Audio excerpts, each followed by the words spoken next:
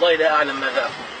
هؤلاء في أفريقيا إلى الآن ما زالوا يعبدون أرواح وهذه العبادات التقليدية. فأنا أسأل الله عز وجل أن يهديهم، وأسأل الله عز وجل أن يأخذ بنواصيهم من هذا الدين الذي يعبدون فيه الأرواح ويعبدون فيه الأصنام ويعبدون فيه هذه الأمور إلى عبادة الله عز وجل وحده. ولذلك أنا أطلب من الدعاء في كل مكان، أيها الدعاء المخلصين الله عز وجل، ما زال أمامكم الكثير من الناس لا يعرفون دينهم ولا يعرفون الله عز وجل ولا يعرفون هذه الأمور.